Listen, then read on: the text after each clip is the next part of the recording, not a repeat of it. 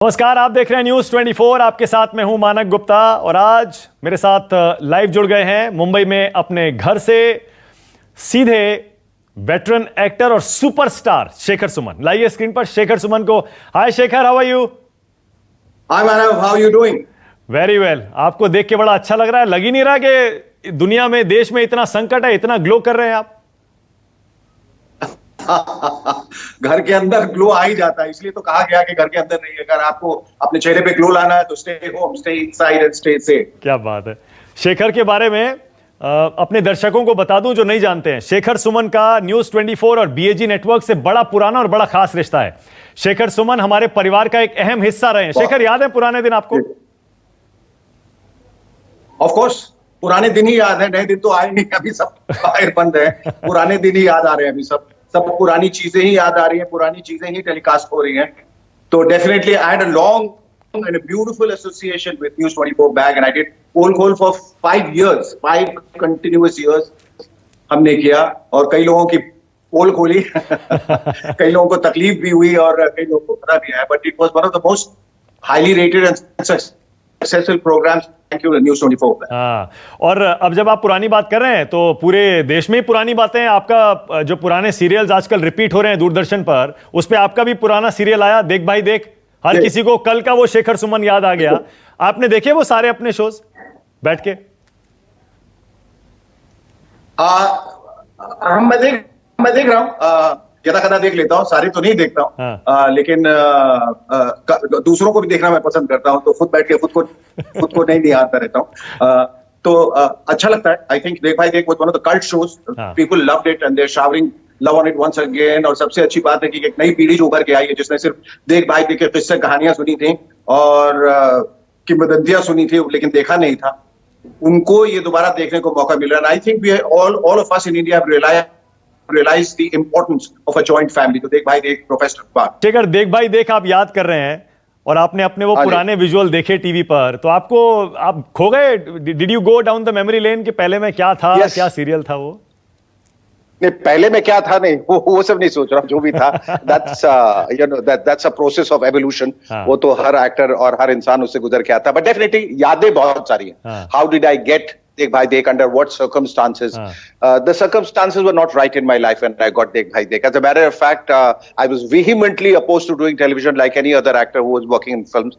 और मैं शायद फिल्मों से मैं पहला एक्टर रहा हूँ जिसने पहल की, who was doing lead roles in films to come and do television, because एक आर्थिक परेशानी से बहुत जूझ रहा था और फिल्म में career was not going the way I wanted it to. मतलब फिल्में बहुत मिल रही थी, but they were not the right kind of film. B grade फिल्में ज्यादा थी और कुछ अनजान से डायरेक्टर थे, and I didn't want to kind of lose my way into that. तो हमने कहा कि भाई, बात जब देख भाई देख की आई और when I heard about Anand Mehndoo directing it and Jaya ji being the producer, तो I think it was worth taking a risk. मुझे लगा ये लोग दोनों मिलके अच्छा ही बनाएंगे। When I heard the story, I remember कि आनंद मेहंदू ने मुझे बुलाया था कि 9 बजे आ जाओ और आधे घंटे में अपना रोल सुन के चले आओ। I stayed back till breakfast and we got along like a house on fire. बहुत सारी बातें हुई और उस हिसाब से जो भी पैसे उस वक्त मिले, मुझे तो ऐसा लगा कि मैं अंबानी बन गया हूँ और रोल भी कमाल का था। So it was like an extended family। जब हम लोगों ने काम करना शुरू किया, नवीन निश्चल जी थे, फरीदा जलाल, सुषमा सेठ, भावना बलसावर थी और तमाम लोग जो दूसरे उससे जुड़े, तो काम करने का बहुत मजा आया और तब सुकून था, ठहराव था। आरके स्टूडियोज में सेट लगा हुआ था, ज्ञान साई सिनेमाटोग्राफर थे जो बहुत बड़े और बहुत अच्छे कैमरामैन है, और आनंद मेहंदू ने पहली बार मल्टी कैमरा सेटअप शुरू किया। यानी नॉर्मली एक कैमरा से शूट किया जाता, आप एक शॉट देते, फिर दूसरे शॉट के लिए वेट करते हैं। यहाँ नहीं, 3 कैमरे एक साथ, और we had to go through excessively long shots, यानी 10 मिनट का एक शॉट, 15 मिनट का एक शॉट, तो वो कैमरा स्विच करता रहता था। We almost perform like a play, और उसमें कोई सैकड़ों क्यूज होते थे तो लोग कंफ्यूज होते रहते थे। ऊपर से मेरी शैतानियां चलती रहती थी because I used to improvise a lot. मैं कुछ भी बोलता जाता था कुछ में। सब एक्टर्स, सर ये तो क्यों था ही नहीं, ये इन्होंने बोल दिया, अब हम क्या करें। But they all got around, they understood कि व्हेन यू डू कॉमेडी तो उसमें you can not strictly adhere to script, इसमें बहुत लाभ होता है, का बहुत होता है। तो कुल मिला के ग्रेट एक्सपीरियंस वर्क। और मैं कहीं पढ़ रहा था कि आप आजकल के सीरियल्स को जब देखते हैं तो आप सिर पीट लेते हैं, आप कहते हैं बताइए एक वो सीरियल्स थे जो हम बनाते थे और एक आजकल क्या वो डायन और चुड़ैल और पता नहीं क्या क्या दिखाते हैं। नहीं, गलत बात है। एक बात यह है कि जब भी सीरियल देखते हैं, मैं सीरियल देखता ही नहीं, क्योंकि अब कितना आदमी सर धुनेगा, कितना सर पीटेगा। बट यस, आई थिंक लोग मेरी बातों से इत्तेफाक रखेंगे कि आज जिस किस्म के सीरियल, अगर आप उन्हें सीरियल कह सकते हो तो ये कहने की गुस्ताखी कर रहा हूं कि वो सभी चेहरे एक जैसे, सभी मांग टीके, नाक में नथनी, कान, ये जेवरात वगैरह, पता नहीं महाभारत रामायण में घुसा हुआ है, रामायण महाभारत में चला गया है। राम जो है वो दुर्योधन की तरह, दुर्योधन भीम की तरह दिख रहे हैं, समझ में नहीं आ रहा। और शिव जी को 6 पैक्स है, माइंड लगता है सुबह उठ के मानसरोवर पे क्रंचेस करते है ना। तो वो रियलिटी से सैकड़ों मील दूर हम लोग चले गए। और मतलब ज्यादातर एक्टर्स की जबान खराब है, बोल नहीं पाते हैं ठीक तरीके से। तो ये भी है कि इस नए दौर में एक्टर्स भी बहुत अच्छे आए हैं, लेकिन वो गलत प्रोग्राम में फंसे हुए। और जो प्रोग्राम बनाने वाले हैं उनको प्रोग्राम से कोई मतलब नहीं है, उनको सिर्फ अपने पैसों से मतलब है। तो ये एक विशेष सर्कल में एक्टर्स फंस गए। प्रोड्यूसर का कहना है हम यही दे रहे हैं क्योंकि यही ऑडियंस चाहती है। ऑडियंस कहती है भाई हम देख रहे हैं क्योंकि हमें यही मिल रहा है। तो you don't write and who is wrong. बहरहाल तो कद ओके, पर मैं तो ये सोच रहा हूं कि शेखर सुमन क्या इसी वजह से कुछ नए शोज, नए सीरियल्स, नए प्रोजेक्ट नहीं ले रहे हैं क्या? क्या आज के टेलीविजन से उनका मोह भंग हो गया? नहीं, आप चाह रहे हैं कि मैं नाग बन के आऊं या मक्खी बन के आऊं या सर पे सींग लगा के आऊं, राक्षस बन के? मतलब if you are ready to accept me like that, I am ready. और मुझे कुछ ज्यादा कुछ करना भी नहीं पड़ेगा, मैं वैसे भी राक्षस बहुत कुछ दिखता भी हूं, खाली मुझे 2 सींग लगाने की जरूरत है। मैं अभी आपको भी देख रहा हूं ना, तो आपके शर्ट के ऊपर के 2-3 बटन खुले हुए हैं और मुझे देखते ही समझ में आ गया कि हाँ, मुझे देखते ही समझ में आ गया, क्योंकि जब आप किस्सा सुना रहे थे कि आपको ऋतिक रोशन ने फोन किया था, शाहरुख खान ने फोन किया था, अनिल अंबानी ने फोन किया था। ठीक देख रहा हूं ना मैं? ठीक लिंक कर रहा हूं ना? वो आपको मैं एक न्यूज आई थी कि इन लोगों ने फोन किया था, मतलब उसमें कुछ सच्चाई भी है और कुछ तथ्य नहीं है। शाहरुख ने मुझे मैसेज भिजवाया था अपने किसी मोरानी फ्रेंड के through that I am really impressed what you have achieved. Hrithik ने मुझे डायरेक्टली मैसेज किया था और अनिल अंबानी ने भी किसी फ्रेंड के थ्रू कहा था कि भाई आपका ट्रेनर कौन, जरा बताइए। तो I didn't realise that it was such a big deal. मैं तो धुन में इसलिए कर रहा था बिकॉज मैं अपना एल्बम लॉन्च कर रहा था कुछ पहले, and I was pitted against a 19-year-old girl, so I was trying hard to match her age. तो हमने कहा ना लगे कोई मोटा खुद पेट निकाला, कोई एक्टर उसके साथ काम कर रहा है। I just wanted to be extremely fit and I've been always very impressed by the fitness of Arnold Schwarzenegger and Sylvester Stallone. तो मुझे लगा कि मैं मुझे भी ये बन तो and that's how the journey started. Thank God that I took back. तो मतलब मुझे लगता है कि शायद अध्ययन भी बोलते होंगे आपके बेटे, डैड आपके जैसी बॉडी बनानी। आम तो इस उम्र में बल्कि उल्टा होता है, डैड बोलते हैं बेटा यार तेरे जैसी बॉडी बनानी है। अब तो उल्टा हो रहा होगा मेरे ख्याल से। नहीं, उनका कहना होता अब रुक जाओ भाईजान, रुक जाओ, हमें भी बनानी है, हमें भी तो सब खुद ही कर लोगे, हमारे लिए कुछ नहीं छोड़ो। I don't think, I think to each his own, it's not a big deal। मतलब बॉडी बनना जो है एक मुश्किल काम, and it's a great challenge, but करने में मजा आता है। You just have to pick up challenge। जब आप इतना फिटनेस में अंदर तक घुसे हुए हैं इतने सालों से और कई लोग आपको रोल मॉडल मानते हैं, हाँ, तो फिर आपको भी तो आसपास देख के लगता होगा ना यार इस बंदे की बॉडी अच्छी है, बॉलीवुड में फिल्मों में यार इसने बड़ा अच्छा किया है। Of course, टाइगर श्रॉफ ने बहुत अच्छी बॉडी बनाई, ऋतिक ने I think in war he had a fantastic body, chisel body. Salman का एक बहुत अच्छी बॉडी बनाई थी, संजय ने बनाई थी, because these are the two people I think who inspired a lot of other people. तो जॉन ने अच्छी बनाई। एक वो है अपने I don't know force film में what's the name of the hero? Vidyut Jamwal, great body, बहुत बढ़िया। पर एक बार आपको बता दो, मुझे सबसे अच्छी बात ये लगी, I start making my body that I have not resorted to any supplements or steroids. Okay, तो अच्छा लोग कहते हैं अरे थोड़ी है दोस्त और को काट आएगा, आप स्टेरॉइड यूज करते हैं, बॉडी बन नहीं सकती। तो I take it as a great compliment that body that has not to steroid, but still looking कि steroid से बना. So I think कम. पर लेकिन इतनी मेहनत का, इतनी बॉडी बनाने का शिखर क्या फायदा जब आप शर्टलेस सीन नहीं कर रहे, कोई बड़ी उस तरह की कमर्शियल फिल्में करके या टीवी करके दिखा नहीं रहे, उसको फ्लॉन्ट नहीं कर रहे. ये देखिए, मैं संबित पात्रा की तरह बार बार उंगली उठा रहा है ना, तो वो पूरे इंटरव्यू के दौरान सिर्फ यही करते हैं. मैं ये कह रहा हूं कि शर्टलेस होने का मतलब कि क्या बॉडी दिखाए. I a shirt looks the nicest on a fit body. Exactly. And a suit looks really nice when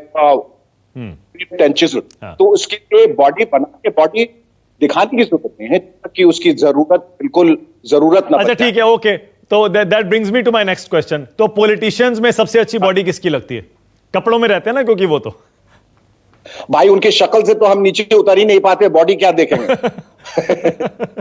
वो इतने बॉडी शक्ल वाले जो पॉलिटिशियंस हैं, वो या तो शक्ल दिखती है या तोन दिखती है, तो बॉडी तो उनकी नजर ही नहीं आती. और उनकी बॉडी है PAWDY.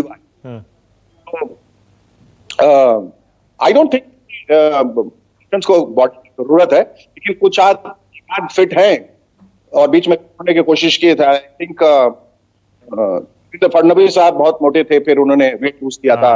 प्रफुल्ल पटेल जी स्लिम, पीयूष गोयल जी दुबले पतले हैं. So they are fit ministers and they look nice. आपने संबित पात्रा का ये उंगली दिखाने वाला एक स्टाइल बताया ना, इसके अलावा और किसी नेता, किसी पॉलिटिशियन, किसी मंत्री, चीफ मिनिस्टर, प्राइम मिनिस्टर, उनका कोई ऐसा कुछ अदा, उनकी कोई आपको याद आती है क्या, अच्छी लगती है जो आप? हाँ.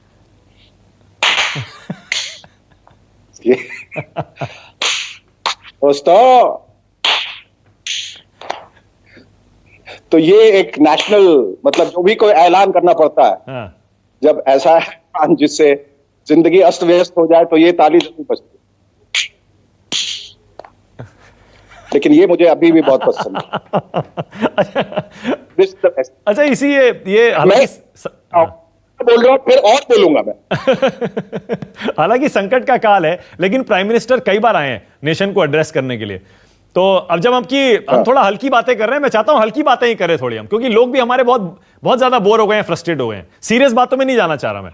तो जब भी प्राइम मिनिस्टर आते थे, तो आपको थोड़ा लगता था कि पता नहीं यार अब क्या बोलेंगे? कभी थाली पकड़ा देते हैं, कभी दिया जलाने को बोल देते हैं. प्राइम मिनिस्टर जब सुबह आते हैं, मन की बात पे आते हैं, हर वक्त आते हैं, बहुत अच्छे लगते हैं. जब वो कहते हैं रात 8 बजे आने वाला ना, तभी बहुत चिंता बढ़ता है. क्योंकि 8 बजे के अनाउंसमेंट बहुत खतरनाक होते. पर अब तो बदल दिया, अब तो सुबह आने लगे थे. नहीं, रात को ही अनाउंसमेंट हुई थी ना. 2-3 अनाउंसमेंट रात को ही हुई थी, और पहला डिमोनेटाइजेशन का भी रात को ही हुआ था मेरे ख्याल से. मतलब वो इसलिए कहते हैं कि अब ये बर्दाश्त कर लो, ये होने वाला है तुम्हारी अच्छाई के लिए, अब आराम की नींद सो जाओ. तो सुबह अगर बता दिया, तो पूरे दिन जो है तुम मचलते फिरोगे, विचलित रहोगे. इसलिए रात जो है अपना खा पी खत्म करो, फिर सुबह सब भूल जाना. पर अच्छे अनाउंसमेंट होने चाहिए कम से कम. ये वाले अनाउंसमेंट तो करते हैं, पहले वाले तो कुछ करते नहीं. वो खाली आके खड़े हो जाते, वो आ जाते थे, बोलते नहीं थे. अगर हल्का सा धक्का लग गया लेफ्ट, तो लेफ्ट चले जाते थे. इधर से किसी धक्का लग जाते चले जाते. ऊपर से लगा तो बैठ जाते, बस. पर बहुत ज्ञानी पुरुष, बहुत महान पुरुष, लंदन स्कूल ऑफ इकोनॉमिक्स से पढ़े, द ग्रेट इकोनॉमिस्ट. पर बस बोलते नहीं थे, तो ये उनकी फितरत थी. अच्छा है, एक चुप 100 सुख. अब ठीक है. अब आपने देखिए, अब आपने दोनों का मजाक बनाया ना, अब ठीक है. क्योंकि अगर एक का बनाते, एक का नहीं बनाते, तो दिक्कत हो जाती है. अब ठीक है. मैं मजाक नहीं कर रहा हूं. I am saying things in a lighter when. Exactly. मजाक करना, हल्के, मतलब इन अ लाइटर वेन कहना, दो अलग बातें. तो मर्यादा में रह के जब बातें की जाती है ना, और जब हल्की फुल्की खिंचाई की जाती है, तो जिसके बारे में आप कर रहे हैं उसको भी अच्छा लगता है. यार थोड़ा और कर लो. आपने सुना होगा लालू जी हो सकता है बहुत जल्द जेल से बाहर आ जाएं. सुना होगा आपने? अरे वाह, क्या बात. नहीं सुना आपने? मैं तो पूछ रहा हूं आपसे. सुना. उड़ती उड़ती खबर आई है दिल के अंदर से. अब मैं पूछ रहा था, आज ही सवेरे किसी से बात कर रहा था, that we are all missing him, suddenly vanish. जैसे स्टॉप ब्लॉक में एक्टर वैनिश कर जाता है, वैसे ही वो गायब हो गए Ram ji. We really miss him. You know, he was a wonderful man for whatever he is, or whatever he did. कुछ लोग कहते हैं कि वो बहुत इंटेलिजेंट थे, वो जानबूझ के गवार की एक्टिंग किया करते हैं। कुछ हद तक वो ठीक भी है, कुछ हद, इतनी भी वो इंटेलिजेंट नहीं है जितना कि लोग। लेकिन आपके तो फेवरेट थे, आप कितनी बार उन पर कटाक्ष करते थे, उनकी मिमिक्री करते थे। देखिए, मैं Lalu ji was a character for me, मैं यही आपको बताता, मैं उनकी मिमिक्री नहीं। Lalu ji as an actor मुझे एक कैरेक्टर की तरह, जैसे कैरेक्टर लोग करते हैं फिल्मों में, कभी अंधे का, कभी साइको का, वो रहते नहीं, वो मिमिक नहीं कर रहे, वो कैरेक्टर प्ले। शेखर, बहुत मजा आया आपसे बातचीत करके, बहुत मजा आया। Thank you so much, had a good time. Thank you and I wish you luck. Thanks a lot. Shekhar Suman, देखा अपना पुराना टच आज भी भूले नहीं है, इंतजार करिए इनकी नई वेब सीरीज का। बहुत बहुत शुक्रिया। अगर आपको हमारा ये वीडियो पसंद आया हो तो इसे लाइक और शेयर जरूर करें। अगर इस वीडियो पर आपकी कोई राय है तो नीचे कमेंट भी कर सकते हैं। और हाँ, देश और दुनिया की तमाम खबरों से वाकिफ रहने के लिए अभी सब्सक्राइब करें न्यूज़ 24 का यूट्यूब चैनल। न्यूज़ 24, निष्पक्ष खबरें।